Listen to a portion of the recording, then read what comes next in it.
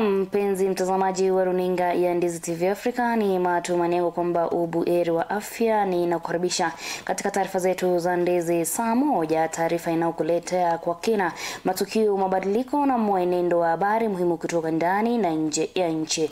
Usiku wa leo tumekuandalia uchambuzi mahususi wa matukio yaliyojiri siku nzima, taarifa za kiuchumi, kisiasa, kijamii pamoja na hali ya usalama katika maeneo mbalimbali. Tukiangazia pia masuluhizi ya kina kutoka mashinani pamoja na ripoti maalum zilizong'aa na zilizoekwa kwa kuelewa mpana wa habari. Langu jina Ronalfa na mwelekezo wangu akiwa ni Bwana Mongare Alex. Karibu.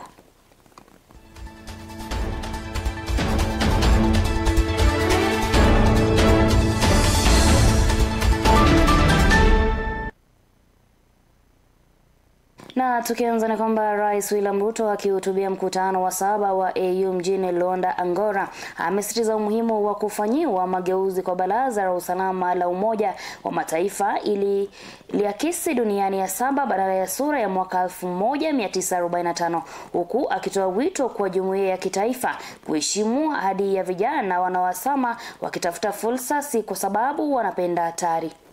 Continents are bound by geography and destiny. Europe faces a demographic winter. Africa is in the bloom of youth. Europe holds enormous capital, modern technology, and mature institutions. Africa, on the other hand, holds immense natural resources, relentless youth energy, and a large and growing market.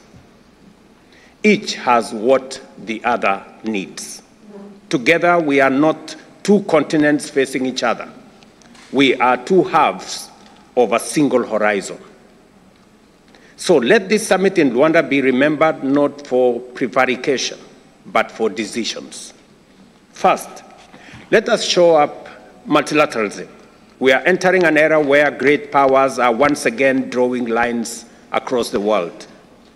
But Africa and Europe both know the cost of division. We have no interest in returning to the zero-sum game of global rivalry. We must stand shoulder to shoulder for a rules-based international order that treats every nation with dignity. We must reform the United Nations Security Council to reflect the world as it is today, not as it was in 1945. We must reimagine migration as a bridge of dignity. Our youth are crossing deserts and seas not because they love danger, but because they seek opportunity. The challenge is not migration itself, it is despair. Let us create legal pathways for skilled and unskilled labor alike.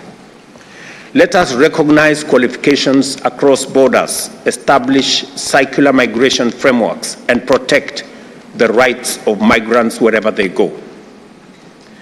A nurse from Ghana working in London, a Kenyan software engineer in Lisbon. These are not stories of loss.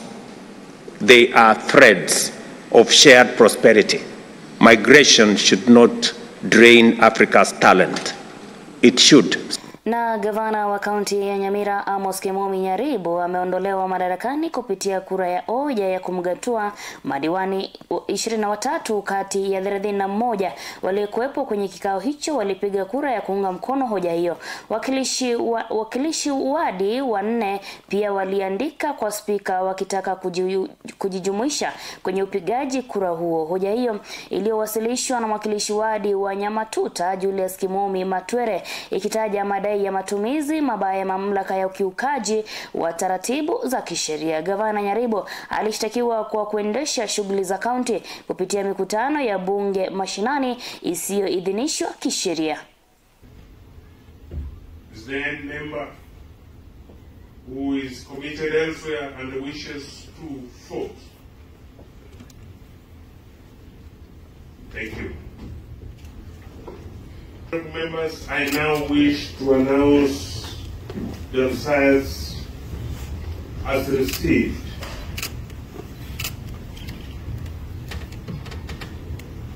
The votes cast 23. Yes votes, that who voted for the yes, 23. No votes, 0. Abstain, 0. Total number of valid votes cast, 23. Members and the threshold of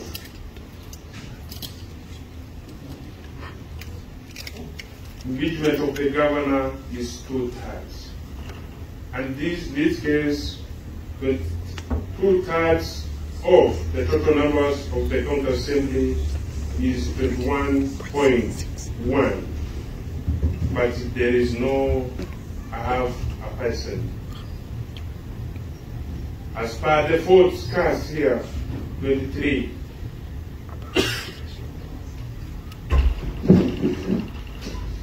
Report on the removal of His Excellency Honorable Kimomi Nyaribo, the Governor of Nyamira County, from office by way of impeachment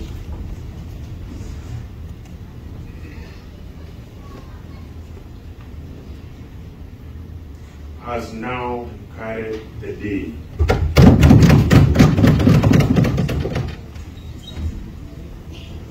Honorable members, His Excellency Honorable Amos Kimomi Nyaribo, the Governor of Nyamira County, now stands impeached.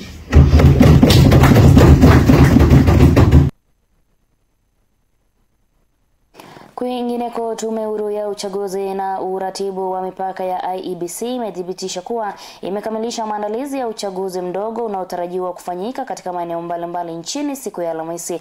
Akizungumza baada ya kikao cha maafisa wa usalama mjini Siakango katika kaunti ya Embu, afisa mkuu mtendaji wa IEBC Maljan Hussein Maljin amesema kuwa makarani wote wako tayari na vifaa vya kupiga kura vitasambazwa katika vituo vyote hapo kesho. What we want to assure the country is that we want to give them a credible election, and each and every agent, each and every stakeholder has a role to play, including even the youth, the other stakeholders, the observers. They have a responsibility. The youth are the ones who are also going to conduct the elections at the polling stations. They are the ones who are going to give, they identify people, they are going to give ballot papers. They have a stake.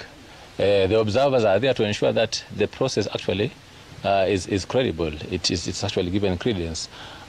Police officers are going to be there to make sure that there is security. So there's nothing to worry about. Okay. Everything is going to be okay. Na waziri wa elimu Julius Migos Ogamba amepongeza chuo kikuu cha ufundi cha Kenya TUK kwa mchango wake wa kihistoria katika maendeleo ya kijamii na kiuchumi ya taifa, akisema sherehe ya 14 ya kuthibitisha shahada na ushuhuda wa uimara wa vyombo vya elimu ya juu nchini Kenya. I'm delighted to join you on this truly auspicious occasion of the 14th graduation ceremony of the Technical University of Kenya. This ceremony marks a pivotal moment in the academic calendar of this university, as well as in the lives of each of the graduating students. Graduation represents not just the culmination of years of hard work, dedication and sacrifice, but also the dawn of new opportunities and responsibility. For families and sponsors, this day is a cherished celebration to recognize and honor the immense commitment and self-denial of resources that they have invested to support these students in completing their university programs. Ladies and gentlemen, I extend my heartfelt congratulations to each and every graduate present here today. Congratulations for making it this far.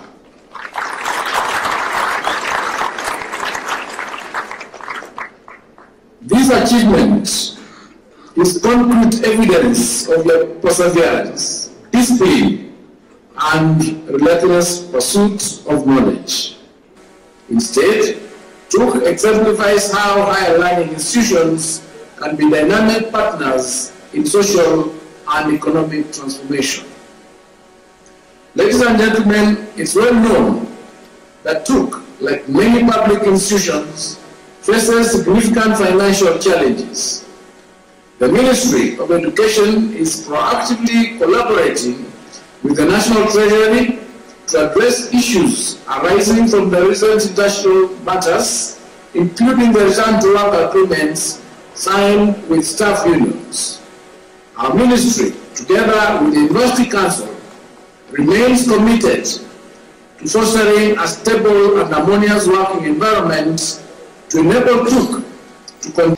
Na tukielekea katika kaunti ya Migori ni kwamba wakazi wa mtaa wa Ododa katika kaunti ndogo ya Suna Magharibi, kaunti ya Migori, wamelalamikia wakisema kwamba serikali inawasuta kuwafukuza katika shamba lao, wakisema ya kwamba shamba hilo wamelikomboa katika miongo minne iliyopita.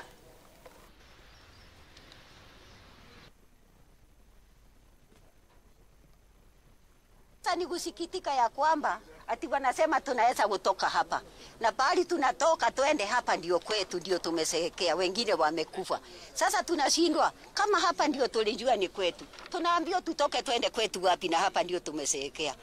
Sasa hakuna mtu anaweza kuniandika kazi, nguvu sina, hata mnaona nimeongeza nguvu, sina nguvu hata ya kutembea. Sasa wakati naambiwa kama mimi niondoke, nani ataniandika kazi mzee kama mimi? Kama wanapenda kutooa, kama wana haki ya kutooa, watooe hapa. Hatutoki. We gave suggestions because that is part of our parcel, that can be used specifically for that, because again it will change the look and even how the town looks like and everything that comes with the benefits of affordable houses. And therefore that was approved, that specific parcel, so that we can develop that area, and the residents of Migori will use it for affordable houses. Naam, shukran sana mpenzi mtazamaji kwa wakati wako, ila usinde mbali. Nitakapoenda mapumziko kwa muda usio mrefu, ila nitakaporejea tutazidi kufahamisha mengi vile ambavyo kikundi cha vijana katika jiji la Nakuru kimeelezea wasiwasi kuhusu hatari za ufisadi. Usibonyeze kidude.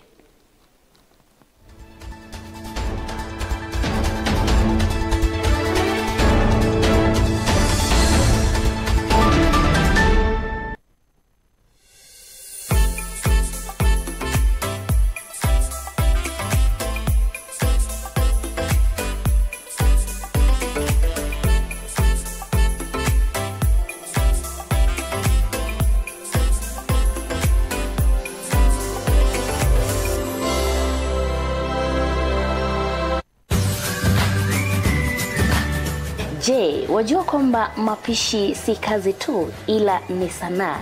Njoo tujifunze mapishi mapya katika runinga ya Ndizi TV Africa. Hapa ndipo tunapika, tunajifunza, tunakula, tunasherehekea na kucheka kidogo. Ungana nami kila siku ya Jumanne kuanzia mida ya saa 2 usiku katika kipindi chetu cha Pishi Bora. Hapa ndipo tutakuwa tunapika vyakula mbalimbali ambavyo vitakuwa vinanukia kama vile mchuzi wa nyanya, tunapika kuku kitunguu, tunapika wet fry na vyakula vingi zaidi. Njoo tujifunze pamoja na tulete ubunifu jikoni katika kipindi chetu cha Pishi Bora. Ungana nami Ronalfa katika kipindi cha Pishi Bora, tulete ubunifu jikoni.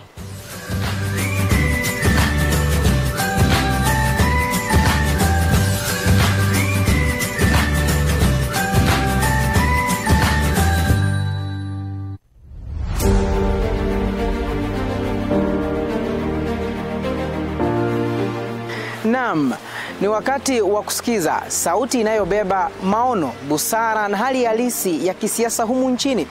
Karibu katika kipindi Sauti ya Uongozi. Hapa tutakuwa tunazungumza na viongozi kujieleza katika hali halisi ya yale ambayo waliahidi kuyafanya, na bila shaka kukupa wewe mtazamaji nafasi ya kuzungumza kama mwananchi wa kawaida kwa yale ambayo waliahidi kuyafanya katika maendeleo humu nchini. But after making the payment, they delete it. Now, what kind of accounting is that? Because you are supposed to maintain the details of whoever you paid, so that the figures and balance. Watu ambao wanafanyiwa sio kwamba ni wale wananchi wote ambao wako pale wanafanyiwa ile funding. Ni makundi haswa. Na zile pesa kufika katika makundi ikamfikia mwananchi yule ambaye alikuwa anachangiwa akapata kiasi kidogo cha pesa. Ina maana kule kuzurula, ule msururu wa kuzunguka inakuwa ni kama ni null and void kwa mwananchi, anaiona kwamba analagaiwa. If you graduated in 2016 and somebody graduated in 2020, the 2016 was to be given priority to get that job. But nowadays, members of parliament have taken over. They get the letters, they dish them in funerals, others they sell them to the highest bidder. Kila wiki tutakuletea mahojiano ya kina na viongozi kutoka sekta mbalimbali na jamii kwa ujumla. Je, unajiuliza maswali ni kipi ambacho kinajiri nyuma ya pasia la uongozi? Basi hapa ndipo unapaswa kukaa mkao wa kutazama na kusikiza. Usikose Sauti ya Uongozi kila siku ya Jumamosi kuanzia saa 1 jioni hadi saa 3 jioni. Ndani ya Ndizi TV Africa, nami Jeff Nyakundi. Sauti ya Uongozi. Tunazungumza, tunajenga, tunabadilika.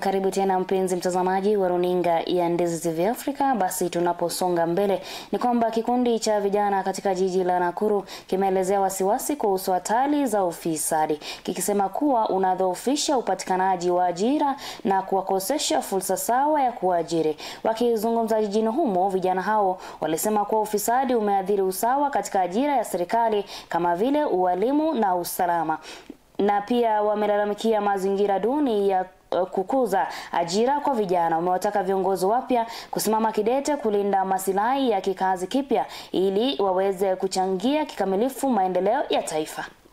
Kuna opportunities za recruitment ya nurses, teachers and police officers. Those positions belongs to hivyo ama sivyo.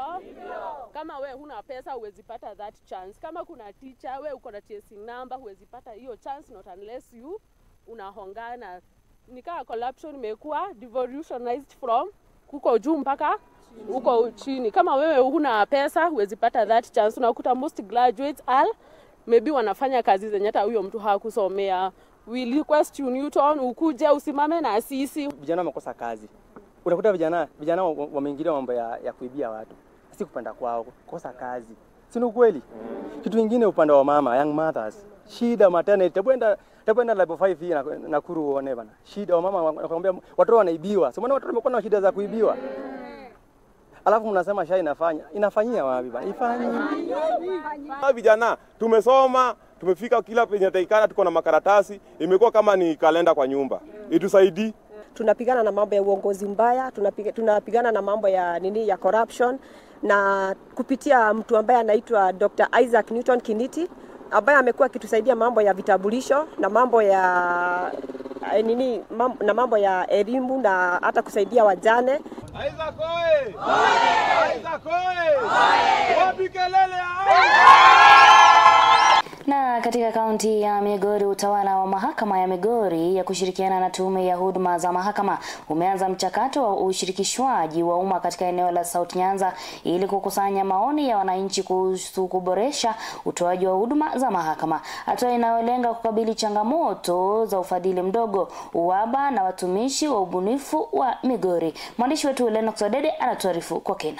Utawala wa mahakama ya Migori kwa ushirikiano na tume ya huduma za mahakama umefanya mkutano wa ushirikishwaji wa umma katika eneo la South Nyanza linalojumlisha Kisii, Homa Bay, Kilgoris na Nyamira. Lengo la mkutano huo lilikuwa ni kukusanya maoni ya wananchi kuhusu njia bora za kuboresha utoaji wa huduma za mahakama. Akizungumza wakati wa zoezi hilo lililoandaliwa katika uga wa Posta, jaji wa mahakama kuu Migori Ann Adwera Onginjo ametoa wito kwa serikali kuongeza ufadhili wa mahakama na kuajiri watumishi zaidi ili kupunguza mrundiko wa kesi. You must have heard how many cases that we have, and we are constraining. You know the extent to which Migori County is big. It has only one judge for the High Court and one judge for the Environment and Land Court. We have 8 magistrates who handle cases within this county. That is a drop in the ocean in consideration of the ever-growing population that we have and the many cases that are being registered every day. As you may have heard, High Court now has almost 1,000 cases that are pending. That is waiting for one judge in the High Court to handle. Same to the Environment and Land Court. And we cannot talk about the Magistrates Court. The Magistrates Court in Migori alone is supposed to have 6 magistrates. We have only 4. Out of those 4, one is small claims court. Aidha, amewahimiza viongozi wa kisiasa kusaidia kuhakikisha kuwa kila taarafa inapata mahakama, jambo ambalo litasaidia kupunguza wingi wa kesi katika mahakama zilizopo. We are supposed to have court stations in all the sub-counties, at least 2 magistrates in all the sub-counties, but we just have Migori Court. We have Rongo and Kehanja, which has only 8 magistrates. So that is the reason why we are agitating for, or we are asking that we are given finances that is capable of helping us to discharge our responsibilities as a judiciary. Yeah? So that is what reason. And we are urging the politicians to support it because we don't work for ourselves. We are exercising authority that has been donated to us by the people of Kenya. Amesisitiza kwa uungwaji mkono kutoka kwa viongozi wa kisiasa hautaathiri uhuru wa mahakama hata pale kesi zinazowahusu wanasiasa. When we tell them to provide funds maybe from CDF, we are not telling them in my personal capacity. Okay? I tell them because they are a representative of the people. Sawa sawa. And if you have a case with a member of parliament, I can assure you that I will look at the law and look at the evidence. Sawa sawa? Yeah, I'm trained to look at the law and look at the evidence and the circumstances of the case. John Waweru kutoka kitengo cha fedha ndani ya mahakama amesema kwa mahitaji ya jumla ya bajeti ni shilingi bilioni 45, lakini kwa sasa wamepokea takribani shilingi bilioni 29 pekee. Amesema upungufu huo unaathiri utoaji wa huduma na akatoa wito kwa wadau husika kuzingatia kutoa ufadhili kamili. Our overall budget requirement is about 46 billion, and the indicative budget that we have gotten from Treasury at the moment is about 29 billion, giving us a shortfall of 17 billion shillings, a 38% shortfall.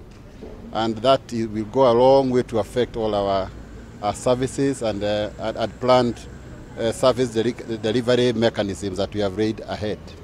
So when we say we have a deficit, it comes to affect everything to do with administration of justice.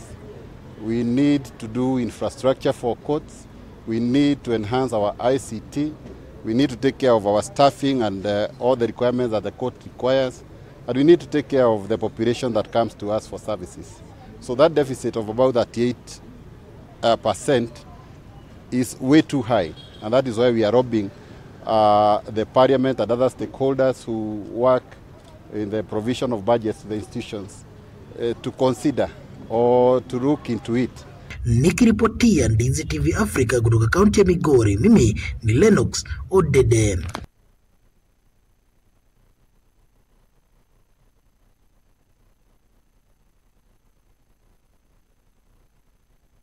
Naam, shukran sana Lennox Odede kwa taarifa hiyo kuntu. Na basi tukiingia viwanjani ni kwamba maandalizi ya toleo la 3 la mashindano ya mbio za riadha ya msitu wa Chepsaita yameanza kuendelea kwa kasi kubwa, huku waandaji wakiandaa tukio lenye muonekano wa kipekee na ushindano wa kiwango cha juu utakaofanyika Disemba 6. Mlinzi wa tukio hilo Faruk Kipeta alidhibitisha maendeleo ya baada ya kukagua viwanja viwanja vya Chepsaita, akionyesha kujiamini kwamba kila kitu kitakuwa tayari kwa wakati. Matarajio ya tarehe 6 Disemba saa 12 tumekuwa tayari. Course zote zimekamilika, mpango zinafika mwisho. Tunaanza tarehe 2 kuhakikisha kwamba tunatibu watu ambaye tunaita free medical katika sehemu hii. Target yetu ni wale watu 10,000.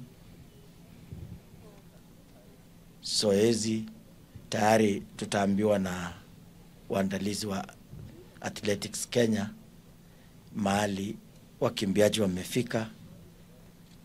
Lakini kwanza niseme ya kwamba